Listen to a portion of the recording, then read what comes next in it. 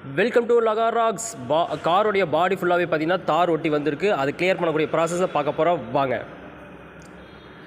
Customer எங்கேயோ பார்த்தீங்கன்னா இப்போ ரோட்டில் போயிருப்பாங்க போல இருக்குது தார் போகிற இடத்துல. ஸோ ஏதோ தெரியாமல் வந்து ஸ்ப்ரே ஆயிடுச்சு, நல்லாவே ஸ்ப்ரே ஆகிருக்கு பாடி ஃபுல்லாகவே. ஸோ சில்வர் கலர்னால பார்த்தீங்கன்னா நல்லாவே தெரியுது. அதை வந்து இப்போ நம்ம கிளியர் பண்ணக்கூடிய ப்ராசஸை வந்து பண்ண போகிறோம். பாடி ஃபுல்லாக தெரியுதுங்களா, டாட் டாட்டாக இருக்குது பாருங்கள், பிளாக்காக. ஸோ இது எல்லாமே பார்த்தீங்கன்னா தாறு தான். ஃபுல்லாக வீல் கப் முதல் கொண்டு எல்லாம் ஸ்ப்ரே ஆகிருக்கு. கண்ணாடியிலே லைட் அங்கங்கே பட்டு இருக்குது. ஸோ எல்லா இடத்துலையுமே பாடி ஃபுல்லாக அங்கங்கே ஸ்ப்ரே ஆகிருக்கு. இது எல்லாமே பார்த்திங்கன்னா நம்ம கிளியர் பண்ண போகிறோம். ஸோ அதுக்கு என்ன பண்ண போகிறோம் அப்படின்னா, தார் ரிமூவர்னு ஒன்று இருக்குங்க, ஒரு மெட்டீரியல். அதை வாங்கி ஸ்ப்ரே பண்ணி கொஞ்சம் நேரம் கழிச்சு அதுக்கப்புறம் பார்த்தீங்கன்னா ஒரு பாஞ்சு எடுத்து லைட்டாக தொடச்சா போது அதில் இருக்கிறது எல்லாமே அப்படியே வெளியே வந்துடும். பார்த்தா தெரியும், இந்த வீடியோவில் பார்த்தா தெரியும்.